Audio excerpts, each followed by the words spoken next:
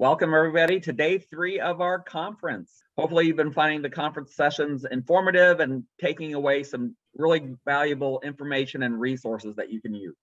My name is Sam Nelson. I'm with the Illinois Student Assistance Commission, one of the network organizers, and also helping facilitate and kind of produce this session is my colleague Emily Ruska from Education Systems Center at Northern Illinois University, also one of our network organizers.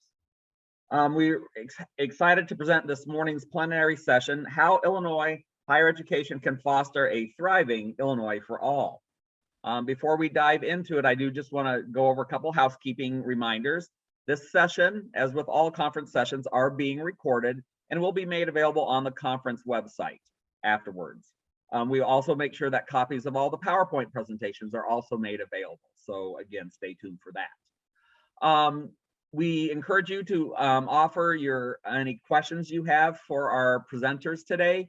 You can put those into the chat or the Q&A feature, and towards the end of the session, we'll be getting to those as time does allow.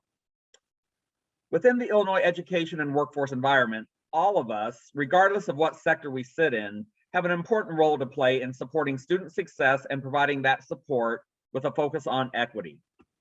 Illinois higher education leaders and stakeholders have been working to create a higher education ecosystem that is equitable, accessible, innovative, nimble, and aligned to ensure individuals, families, and communities across Illinois thrive. During this session, we'll hear about Illinois' higher education strategic plan and 2 additional initiatives which deeply inform that strategic plan's development. Those being the Equity Working Group for Black Student Access and Success from Chicago State University, and the Illinois Equity and Attainment Initiative led by the Partnership for College Completion. With us today to discuss this topic, we have Ginger Ostro, Executive Director of the Illinois Board of Higher Education, Lisa Castillo Richmond, Executive Director for the Partnership for College Completion, and Kim Tran, Chief of Staff at Chicago State University. And so with that, I'll turn it over to Lisa to get us started. Thank you. Good morning, everyone. I'm so pleased to be with you all this morning. As Sam mentioned, my name is Lisa Castillo Richmond, and I'm the Executive Director of the Partnership for College Completion. I'm pleased to share the virtual room with all of you and look forward to hearing your comments and questions throughout this session and in our Q&A discussion. I'm also pleased to be in conversation with my colleagues at Chicago State University and the Illinois Board of Higher Education.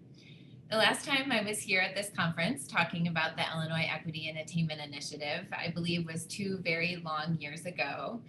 And all that has happened since, and a lot of work has happened on our college and university campuses. And at that point in time, it was just getting started. So I'm really happy to share more about what has happened in the last few years. Slide. So the Partnership for College Completion began in late 2016 as an Illinois-based and Illinois-focused nonprofit organization. We exist to address equity in college degree completion across the state with a particular focus on low-income students, first-generation college goers, and students of color, particularly Black and Latinx students. We envision a state where equitable opportunities to access and complete a college degree here in Illinois does not depend on the zip code where you grew up or any other factors, personal factors. Slide. Our work really focuses on 3 primary levers of action. So our first area of work is in public policy and advocacy. We advocate for bold, equity-centered policies in the state legislature. These often focus on college affordability, college access, equity and degree completion, accountability, equity and transfer, developmental education reform. And our large area of work that I'm going to talk about today is in that middle bucket of work, college and university partnerships. We partner with Illinois colleges and universities to provide support to them as they develop and deploy equity-centered strategies on their campuses. And our large piece of work there, which this session centers on, is the Illinois Equity and Attainment Initiative, which began in late 2018. And our third area of work is research and data. We use data and research to advance both transformational equity change on college and university campuses and to elevate the narrative of what's happening in this state with many partners across Illinois. Slide. So the Illinois Equity and Attainment Initiative is our large practice initiative. This is where we partner with colleges and universities. And as I mentioned, it began in late 2018. And this was really an effort to convene a large community of practice around these equity principles that we'll talk about this morning. Our goal was really to get a diverse group of Illinois colleges and universities that represent the diversity of higher education in the state of Illinois. We were looking to convene large institutions, smaller institutions, urban, suburban, and rural, two-year institutions, four-year, public and private nonprofit institutions into this community of practice to provide some supports to look at racial and socioeconomic equity on campuses and do a specific set of actions together with some commonalities and some significant campus-based differences so that we could eliminate racial and socioeconomic disparities in degree completion using disaggregated data and shared with each other over time. Slide. ILEA is really based on a set of core beliefs. And, I think when you're reading these, sometimes they seem pretty straightforward, but really, I think the first and the last ones are really key to this effort. When we were recruiting institutions into this work, we started with this basic premise that colleges are responsible for graduating all of their degree-seeking students. So the students that institutions admit that welcome onto their campuses, all of these students are the college or university's responsibility for graduating. Obviously, that doesn't happen with a whole lot of work from the students themselves, but this initiative is really based on the premise that that last core belief, that the actions that colleges and universities take or fail to take as it relates to student success really determine a student's ultimate trajectory in college. Slide. So as we got going, we convened a group of 25 colleges and universities across the state. They do represent that diversity that I mentioned earlier. These are institutions that many have a lot of similarities across the network, and I think that's key to the work, but many are also very different from each other as well. And I think that brings power and strength to it as well. We're going to talk about one piece of this specifically today about the equity plan process. This was started, the group convened in 2018. There was a lot of planning and organizing happening. In 2019, institutions began a year-long planning process that culminated in the publishing of 21 institutionally focused, individual, and very different equity plans that 21 of these ILEA institutions published that detailed how they would eliminate racial and socioeconomic disparities in degree completion rates on their campuses. Slide. So what does this look like, and what did the ILEA equity planning process look like?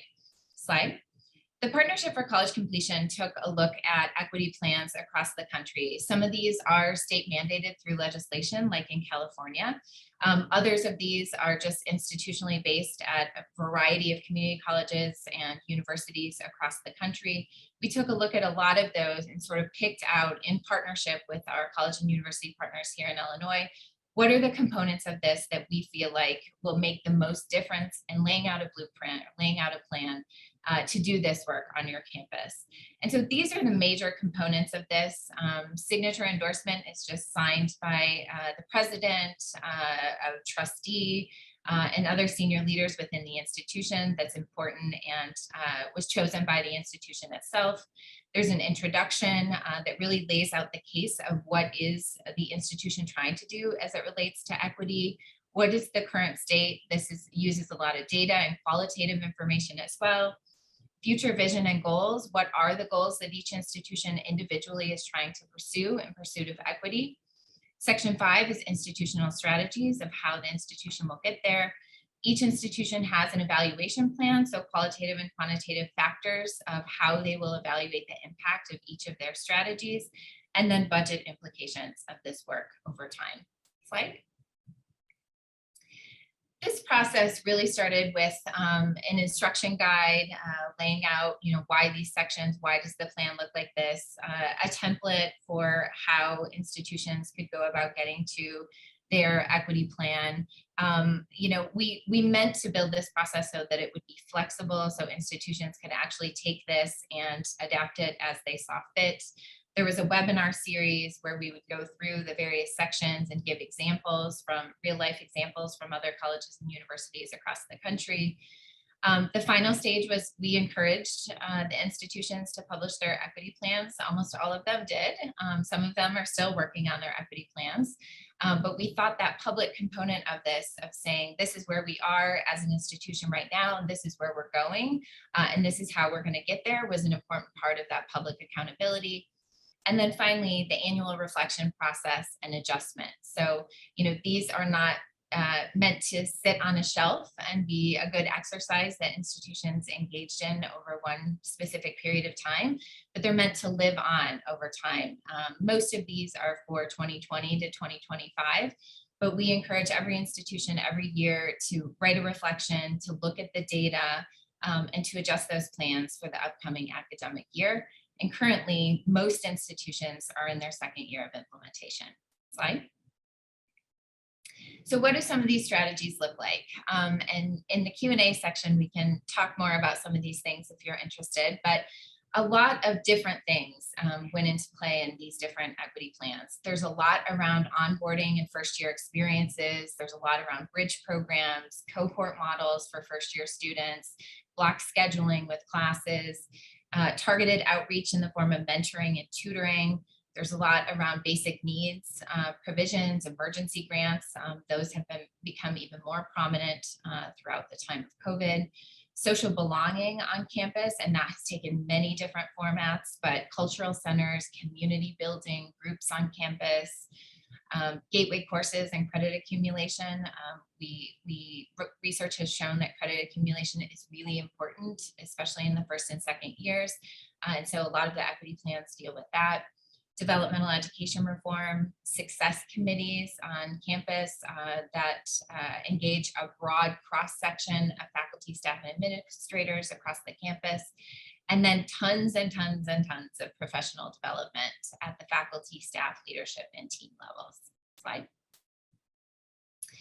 So how are we assessing the impact of these? And again, as I mentioned, we're in the second year of implementation, so these are early days, but there's sort of three levels of assessment here. So one is those annual reflections and community of practice, as I mentioned. So we convene our ILEA institutions regularly throughout the year, large groups, small groups, communities of practice, large scale training events, conferences like this, and have equity speak sessions where we convene groups of panelists working in different areas across the campus to talk about implementation of equity plans, implementation of specific strategies, adaptation of those strategies, and data for, measuring progress.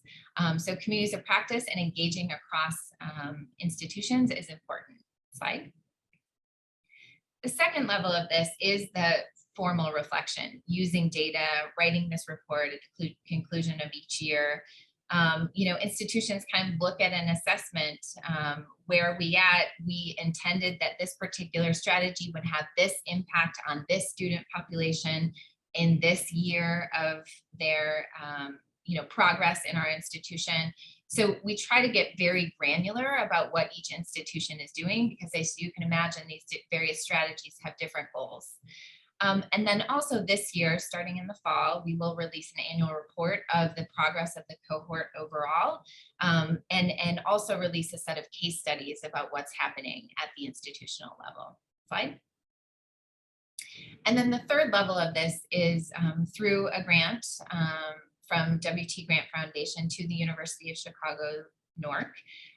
We are formally evaluating the work happening on 6 ILEA campuses and the support that PCC is providing through the collective initiative. Slide. So what does the program model look like? Slide. So this has taken, this continues to evolve. These are the levels of supports that the Partnership for College Completion provides to ILEA institutions. As I mentioned before, this is large scale groups, communities of practice, small individual coaching and consulting to each team. Data capacity building is really important. And so our group convening, such as a convening we have done now for the second year over the course of an academic year for senior leadership teams, so presidents and their cabinets. Slide. Slide. And then the coaching model, individual engagement with institutions, largely taking the form of presentations, meetings, keynote addresses on campus, email engagement, really a lot of idea generation, sounding board strategizing, formal trainings, and curating of resources, research, speakers that have done this work across the country and across the state as well. Slide. And this is really, how do we connect institutions to each other? How do we connect them to resources at the time that they need them? I think one of the big takeaways of this is that while we can go through a process with a lot of different institutions at the same time, this really does manifest in 25 very different ways, depending on a lot of the individual factors on the campuses. Slide.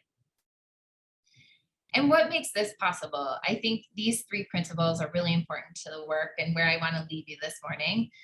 But relationships are really critical to this, building and maintaining relationships with ILEA partners, researchers, university and college practitioners, understanding the context of local and national efforts. Most all of this takes a different flavor depending on where you're at in the state of Illinois, the type of leader in the institution, the type of work that was already underway. Number two, developing an understanding of each ILEA partner's unique institutional culture and context. And number three, really not taking any one of the elements of diversity, equity, and inclusion at face value or lumping them together as DEI, but really focusing on developing expertise with a focus on equity, but also noting the importance of diversity and inclusion to all of these efforts and really being very precise when we talk about these. What do we mean? And I can talk a little bit more about that later. Slide. So thank you. I would be really happy to take any questions you have later and to talk about some of the progress that we're seeing on the campus at these early dates. Thank you. Thank you, Lisa. We really appreciate that. And now we'll turn it over to Kim. Good morning, everyone. Thank you, Sam. And thank you, Lisa, for a wonderful presentation and the connection to the opportunity to speak about the work of the Equity Working Group for Black Student Access and Success in Illinois Higher Education being led by Chicago State University. I'm also thankful for being joined by colleague Ginger from IBHE for this great opportunity to speak to our work here. So with this work here at Chicago State University, I wanted to first start with an introduction to the institution to demonstrate the need and demonstrate why CSU has decided to focus and initiate this work statewide for Illinois. Slide. So with this information here, wanted to get a chance to share how with Chicago State University, in introduction as a public university with liberal arts education across 5 different colleges.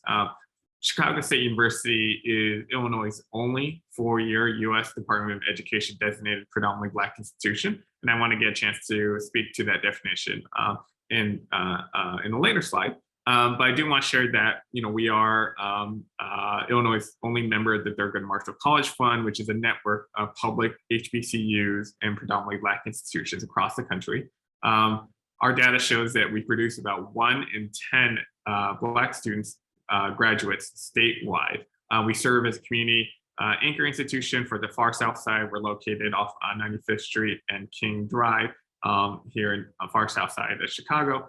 And we have demonstrated a significant economic impact for the state, and in particular for our students. I want to share that due to from a study conducted by economists at Harvard, Berkeley, and Brown universities, Chicago State University has been found to be ranked in the top 4% nationwide for colleges and universities that are able to move our students up the economic ladder through an education through our institution. Slide. With our unique student profile, I wanted to get a chance to share some information regarding our student demographics. So you'll see that 84% of our students are either Black or Latinx, 48%, so nearly half are first generation. 1/3 of our students have cited that they care for at least one or more dependents. And then you also note that we have a high need population as recognized through the federal Pell Grant system. 96% of our students are Pell Grant eligible among those students that do complete a FAFSA for our institution. So very high need cited here.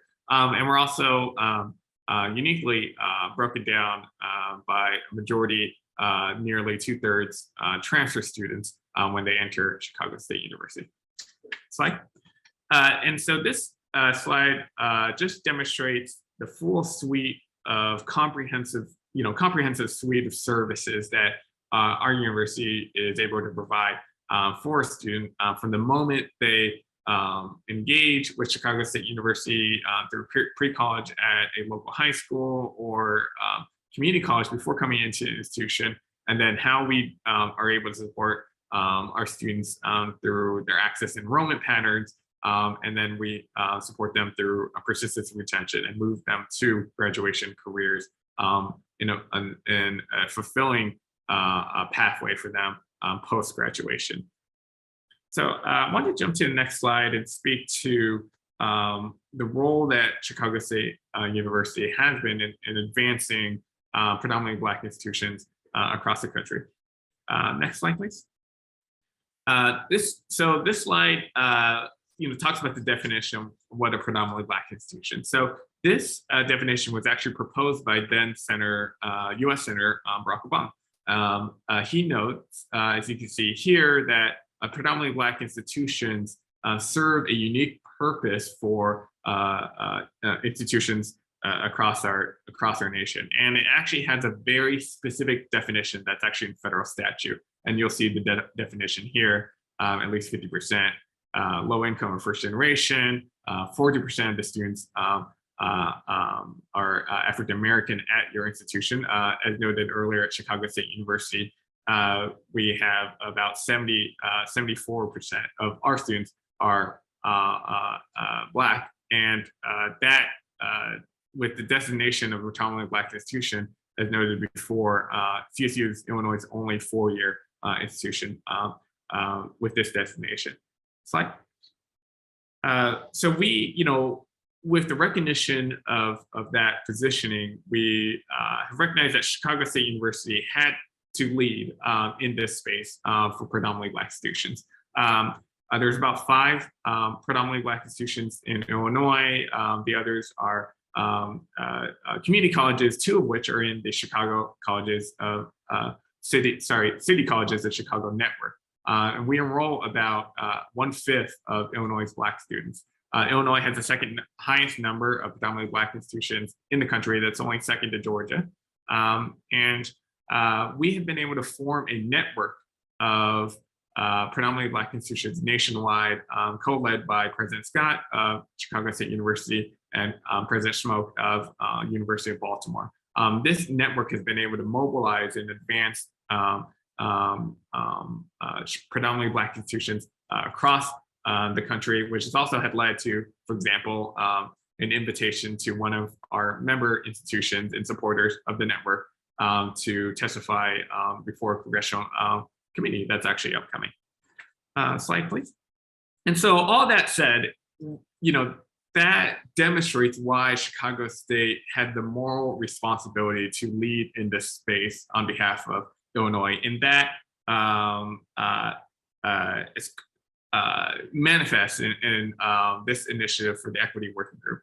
So on this next slide, I just want to very quickly share that with this recognition of the work, that led to a visit from the U.S. Secretary of Education, Dr. Cardona, and he actually made Chicago State University as the only higher education stop in Illinois when he visited during his bus tour throughout the Midwest. And so on this next slide, want to get a chance to introduce the work that the initiative on the Equity Working Group. So the Illinois landscape for higher education made us, collectively rethink our approach. We saw that post-secondary access and success metrics for Black students in Illinois were lagging behind. And so we knew that reimagining equity and access in education requires a commitment to develop cross-sector collaboration that intentionally engages partners in equity-minded action planning, right? We had some desired outcomes regarding cross-functional representation, collaborative process, and grounding in key data points, which is culminating in a written plan for action. So on this next slide, I actually don't want to spend too much time on this because I know Ginger and the work of IBHE has been able to advance very much for the state of being grounded and data-driven focus. I know that she'll have a chance to speak to that as part of this panel. But on this next slide, it just demonstrates the stark gap, equity gap that we needed to focus on, which is that it helped ground us in a common framework for understanding which metrics we should focus on that demonstrates that disparities are disproportionate to the state's Black population. And so the next slide will show that we really ground ourselves around a foundational work, which is, and I want to read this mission statement because it's so core to the work of the Equity Working Group. The Equity Working Group will identify actions needed to close equity gaps to enable Black students, families, and communities to thrive and survive in Illinois. It's a recognition that it isn't just about supporting Black college students when they get to college, and then the end goal should just be getting them through the finish line of graduation. There's so much more to that, and that's what really led us to think about this as an ecosystem of an approach. And so the next slide demonstrates the wide breadth and engagement of the members across that were part of the Equity Working Group.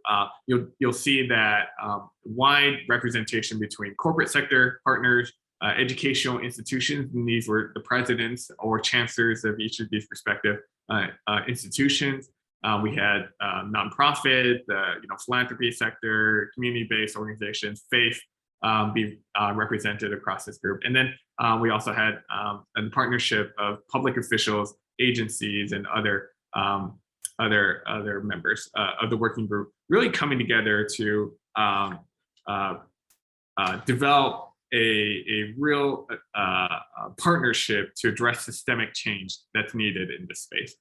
So I'm actually gonna ask to skip over the next slide as we go to this graphic here, which demonstrates that the approach is not so much about the pipeline of Black students in order for them to be successful in accessing higher education, but rather it's actually an ecosystem, right? And so elements such as climate and culture on a college campus impacts how student sees themselves as being able to access affordable education. It informs the students, how they engage with their career connections with partners. And so this demonstrates to us the need to really examine each of these major pillars, not as vertical silos, but rather how they all engage and interact with each other to make up the experience of a Black student in Illinois accessing higher education. And it demonstrates, as you can see at the bottom right there, that part of this work also requires that there's explicit acknowledgement of this historical and current racial injustice and systemic racism that plagues the system that we are working all together to address. The next slide shows that in March, with the work that had begun in summer 2020, the work culminated into the phase where we released the action plan for the group. And you'll note that we name it an action plan. Like Lisa had noted, the idea is never to develop something that just sits on the shelf. We see this as a living vision for enacting change throughout the state of Illinois. So I'm going to ask to skip over the next slide as well. And the elements of the plan are just very briefly summarized here that demonstrates the overall directive for what are called the 7 focus areas for the group. The idea here is that there's engagement and collaboration from different partners for each element of these focus areas. And I'm going to skip over the next few slides here just to jump to the next slide on the Illinois Innovation Network. And so with the recommendations that were just flashed through, and of course you can see that in the full action plan that's hosted on Chicago State University's website, this demonstrates that we're actually putting together a structure for advancing this work forward. With the Illinois Innovation Network, Chicago State University will be positioning the work of the Equity Working Group in a newly formed Illinois Center for Education Equity. Next slide. And again, the idea is to keep the work moving forward that allows us to engage with structural changes in order to drive the work forward. We know that in examining this work over a course of almost a year, we know that these are large system changes that are needed. And so the idea is to have a long-term vision and elements to advance the work forward here in Illinois to achieve the equity that we need for Black students in our state. So I want to thank you for your time, and I just want to very quickly plug that one of our participants in the group, Professor Dr. Abra Bernard, is also presenting on the Equity Working Group at the national level in the next month or two at the National Partnership for Educational Access conference as well. So we need to continue to advance and move forward this work for Illinois and to set Illinois as an example for moving forward this work for Black students everywhere. Thank you. Wow, thanks so much, Kim. Thank you and all your colleagues at Chicago State and the partners involved in that work. Really, really impressive and really important work. So now we get to hear from Ginger, and she'll provide us some more insights on Illinois' strategic plan for higher education. Ginger? Terrific, thank you very much. I'm gonna go ahead and share my screen. So if you give me just a moment. Oops, I don't actually have access to share my screen. All right. Emily, give me just 1 second. Okay, you should be good to go. Yes, thank you. All right, hopefully you are seeing my screen. Yes, we see it in PowerPoint mode. Thank you. Okay, terrific. Thank you very much. Thank you so much for having me here this morning. The Illinois Board of Higher Education is a state agency responsible for coordinating the system of higher ed in the state of Illinois. And really we're taking as our charge and mission to close equity gaps that we see. And I'm so excited to be on the panel with Lisa and Kim, because it really is that notion of an ecosystem that Kim mentioned. And hopefully, as I go through the presentation of how we built a strategic plan for higher ed in the state, you'll hear echoes of the work of Chicago State, of the Partnership for College Completion, and so many others. I think you'll also hear this theme of a thriving Illinois. Why higher ed is so vital to the state and ensuring that it thrives, because we know, and everyone participating on this, I'm sure, agrees that higher education is the path to a better future for individuals, families, and communities, and really across the whole state of Illinois. We know we have a world-class higher education system here in Illinois, and it's changed lives for millions of families. But we also believe that to sustain a thriving Illinois, we need to have a more equitable reality. For too long, African-American, Latinx, low-income, rural, and working adult students have been left behind. And we believe that Illinois' economic growth and educational equity are inseparable. And that's why our new strategic plan, which is called A Thriving Illinois, Higher Education Paths to Equity, Sustainability, and Growth, is grounded in the idea that we as a state cannot thrive without a strong, equitable higher education system.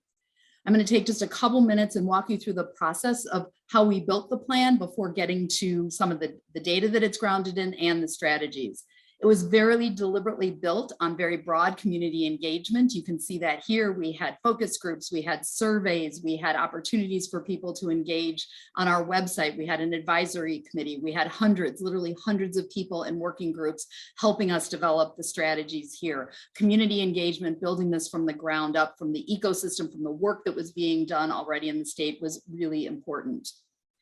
We grounded the work in a set of core principles of what we wanted the higher education system to be, and we evaluated each of the strategies around these core principles. You can see them. Students is a priority. Equity needs to drive our system. We have diverse institutions in our state. They need to work in concert, and they do, to reinforce each other. Higher education is a public good for the state that enriches life. We recognize that higher ed has a special role in educating our educators who help our young children. And finally, that talent, research, and innovation are what drive Illinois' economic growth. So let me turn to some of the data that grounded our work. I'm going to start with educational attainment, which is a chart on the left. As you all know, and with the 60 by 25 goal, we need more people to have post-secondary degrees or credentials to be ready for the jobs of today and going forward. Yet, even as we look at that, even as we've set this goal, we know that our attainment isn't where it needs to be, and there's stark disparities, particularly when we disaggregate it. While 47% of white adults have an associate's or a bachelor's degree, only 29% of African-American adults do, and 20% of Latinx adults do.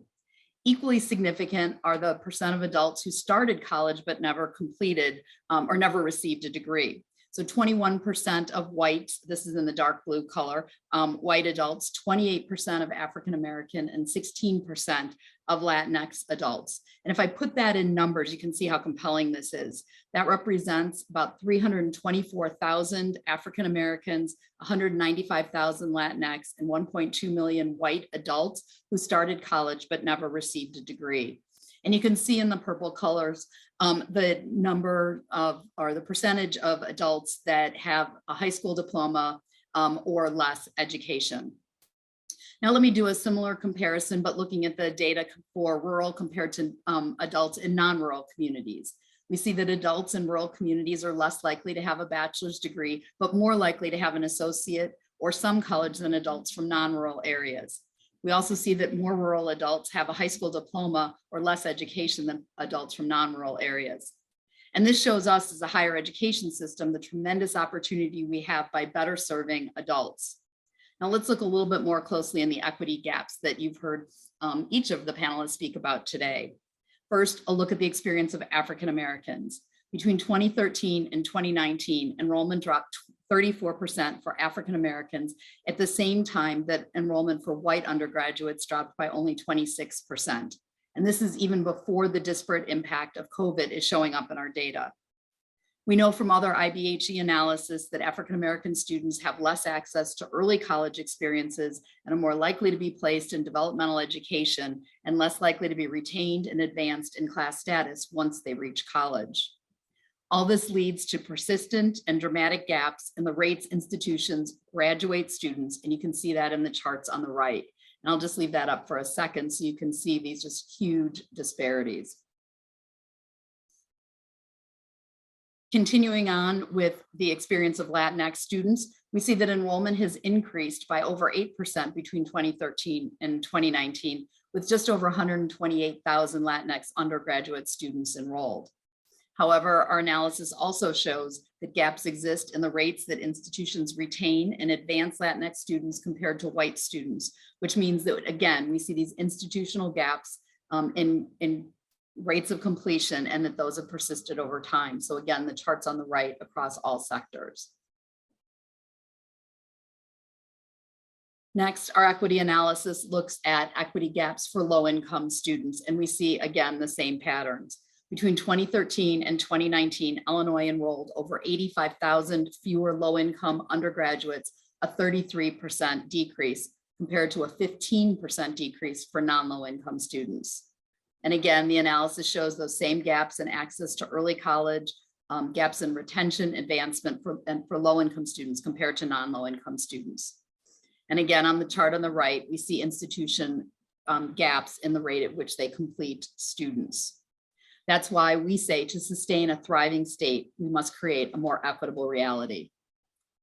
So the strategies that we identified were focused on 3 broad goals. First, we have to close equity gaps for students who've been left behind. Secondly, we have to build a stronger financial future for individuals, families, and institutions. And finally, we have to increase talent and drive and innovation to drive economic growth.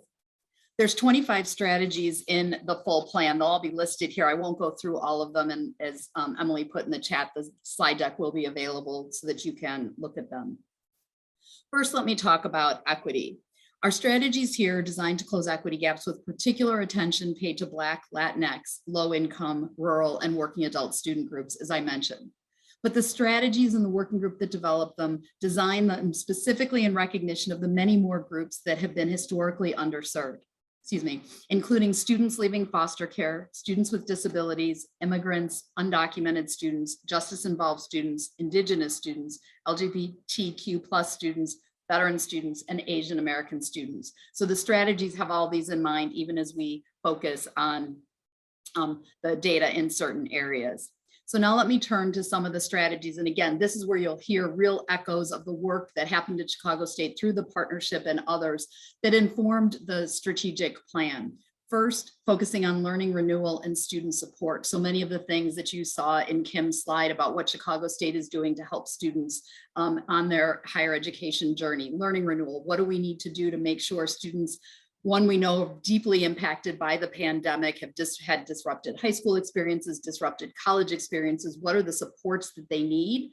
And those supports aren't just because of COVID and what needs to end at the time when we emerge from the pandemic. It's really the kinds of supports that we need to have in place. Bridge programs, academic, social, emotional supports. That's what that first strategy is about. The second strategy is all about what Lisa was describing, implementing institutional level equity plans and practices. We need to scale that. We need to take it across the state for all of our institutions. IBHE has legislation going through the General Assembly right now.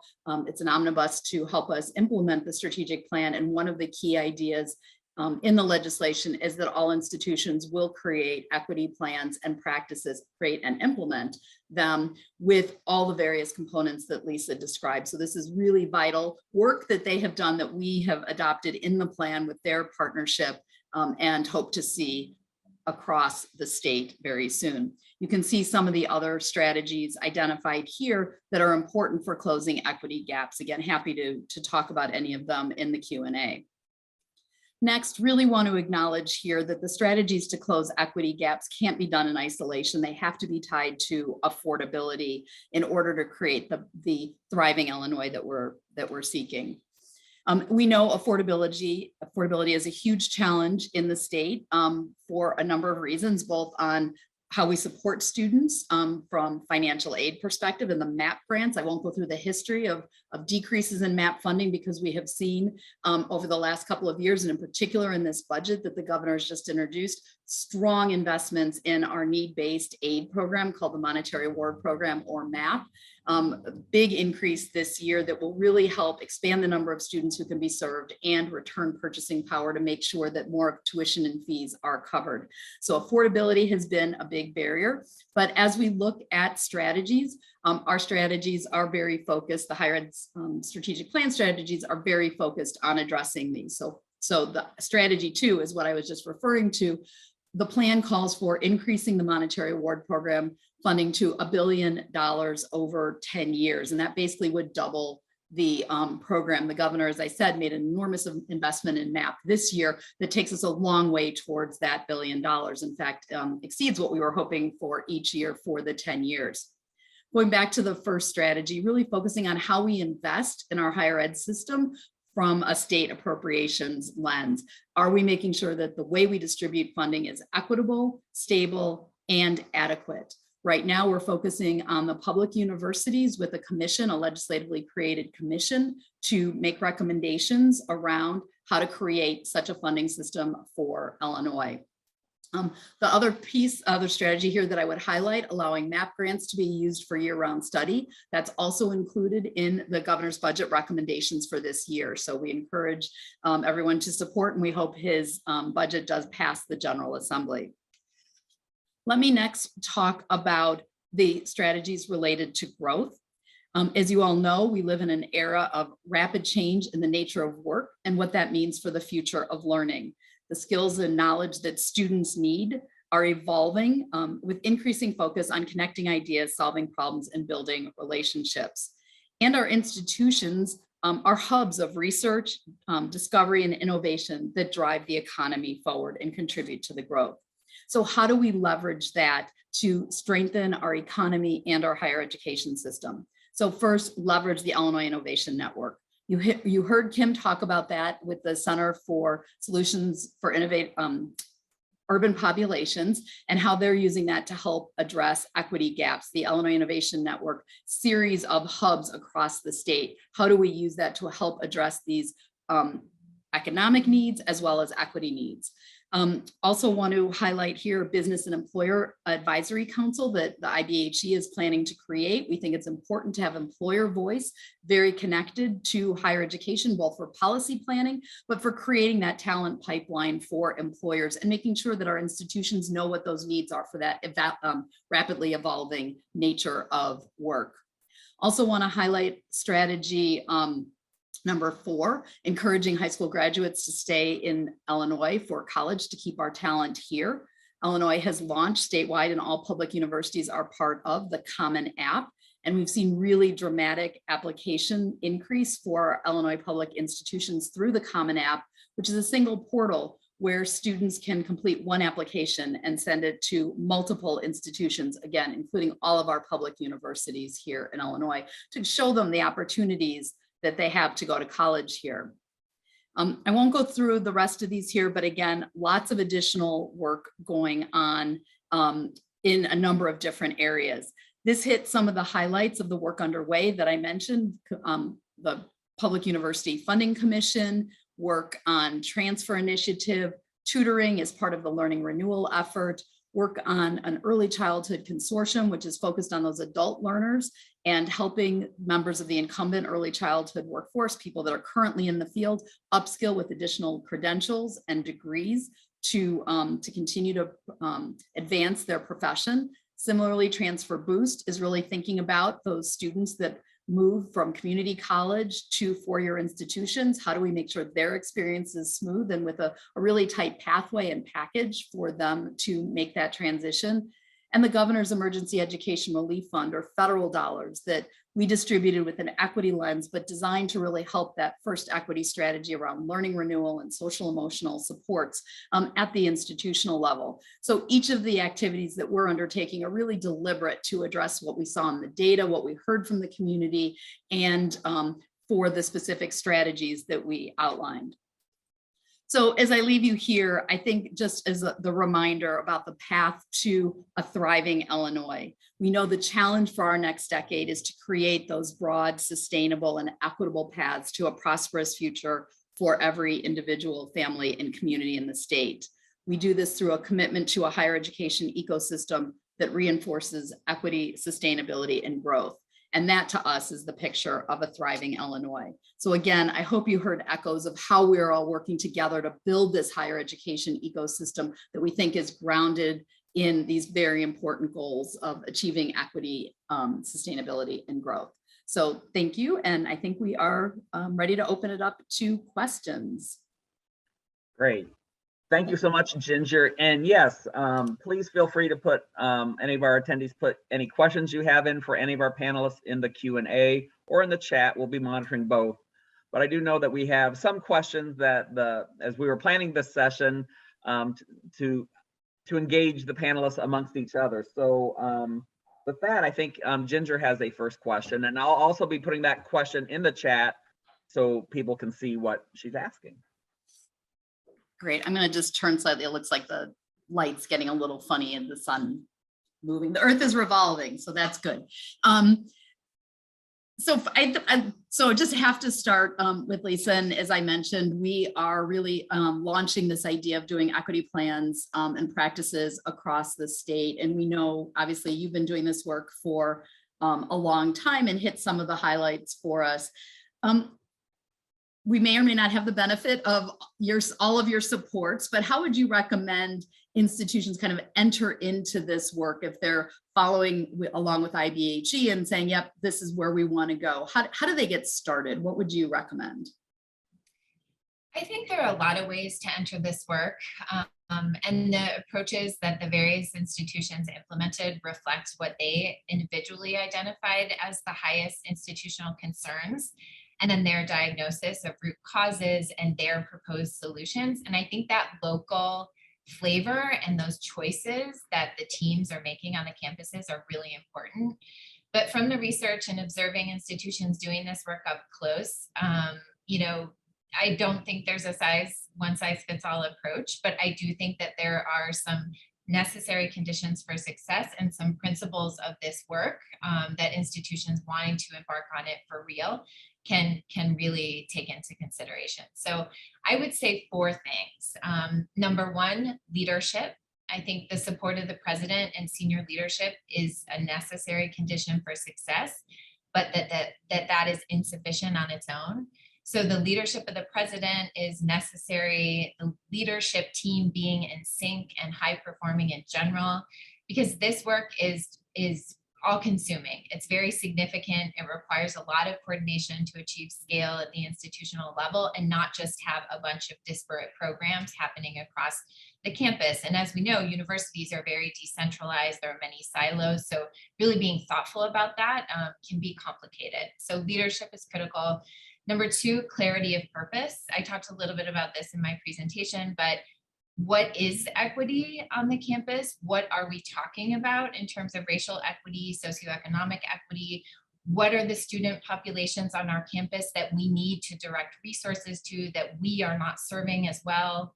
And why? So being very clear about the why and what we're doing. And then ensuring people are generally rowing in the same direction. Is there a regular and ongoing effort to make as many people as possible aware of what we're talking about, be comfortable speaking that language? And I think this is really where the equity plans come in, because it lays that out in shorthand with goals, with data, and with kind of a map of what the future could look like. 3, I would say data and accountability. I don't think this can be done without data, and data not just at the institutional level every year issuing a report, but data that's actually close to practice. So setting goals, publicly reporting on those, and having some sort of accountability, whether that's just public accountability that you're reporting on the outcomes of this report every year, but really using that disaggregated data so that people can feel good about the work they're doing, the changes they're making, and see that they're actually making progress, because moving graduation rates is a very long-term endeavor, but there are so many indicators that happen in a given semester or a given term that can really point the arrow towards we're going to be doing it. We're going to be closing those disparities in grad rates because we're seeing them close here in this term, this year, this semester. And finally, I would say practices and scale. So leadership, clarity of purpose, data and accountability, and then practices and scale. I think there are many different approaches that institutions will need to take. I mean, we often say there's 101% solutions, and maybe there's some of these things that move the needle 5 or 10% if we're lucky. But I think really the scale issue is very hard. A lot of these things start out as successful programs serving 25 or 50 or 75 students.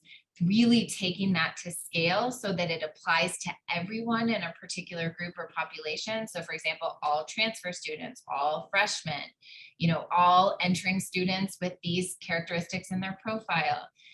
Doing that is really, really hard work. And I think that is the difference between being able to move the needle on grad rates and having some pockets of excellence, of equity in an institution.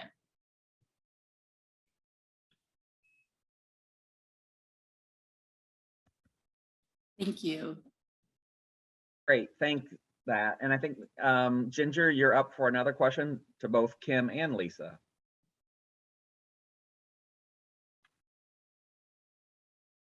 Okay.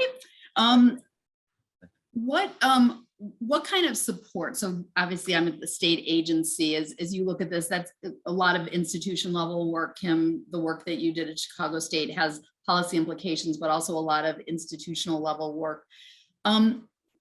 What ways can the state be helpful in supporting the work that you are doing? What kinds of policy changes do you see, or barriers that need to be addressed in order to be successful? Maybe, I don't know how I ended up getting to be the moderator here, but happy to do that. So Kim, do you want to start, and then maybe back to Lisa? Yeah, thanks, Ginger. I'm happy to speak to some of the more specific actions in the equity working group. There are policy changes cited in that, but maybe I also want to, for the benefit of our audience, also speak about more broadly the approach to how we think about reforming higher education, and how the state can be a leading voice in that space. So in that way, I want to thank you and the leadership of IBHE for adopting elements, as you noted, of both the equity working group and the ILEA project and the work into your strategic plan. And I also want to note that Chicago State University's equity working group action plan was actually cited in state statute for the equitable funding formula and task force formation as well. So it's the investment in and the recognition that there needs to be a culture shift by state leadership on how we approach reform in this space, to be bold and to be creative for an approach that really brings together collaborative engagement. So it's the recognition that either the state agencies or state apparatus or the higher education sector itself can't just do the work alone, right? It has to be a collaborative approach by all industries and all leaders in different spaces. It's thinking about students with an asset-based approach, right? Instead of deficit language or an approach that really looks at what are students doing well and what we can champion and bring them forward with that engagement. It's a commitment from whether it's a state agency or otherwise, building real pathways into public sector work, right? And engaging students early on demonstrating that there's certainly a world beyond private sector work and engagement. It's a real investment back into the state through public sector careers after. And I would also say that the value of higher education, the leadership of the state in advancing and demonstrating the value of higher education to our citizens as well. And Lisa, do you have any response to that question about other resources that the state or do to help you in your work? I would just say very briefly that I do think incentives are important to reward and recognize institutions for doing the work that they're doing related to equity and access, affordability, persistence, completion. I admire the ILEA institutions so much because, basically with only some additional supports from our team, our small team, I'll add, without additional funding, they have dedicated extremely significant amounts of time, resources, and attention to this work because they believe in it and want their institutions to be more equitable. And they want their students to all be successful in their institutions. So I do think incentives are an important part of this work. I think institutions can and will do it on their own regardless, but I think it's really important to accelerate this work because so much work needs to be done. Great. Thank you. And again, I encourage any of our attendees, I know we just have a couple minutes left, but we'll be capturing any chat questions you have in here. With that, with just a minute left, again, I want to thank all of our panelists today. We've had great information shared.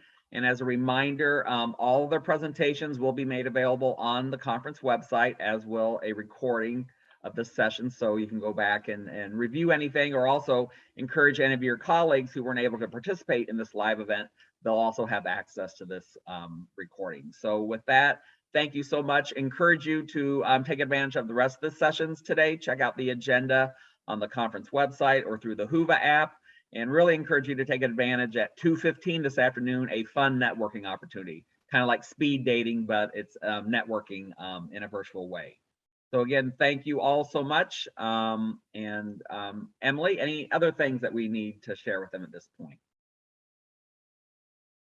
No, just thanks everyone for your listening and participation. We're excited to share these updates with you all and looking forward to deepening learning about other strategies that'll help us achieve equity in post-secondary access and success, such as, we've got a session on transitional instruction coming up shortly here. So there's a lot of really great work happening that we're highlighting. And thanks again so much to our speakers for such a wonderful presentation.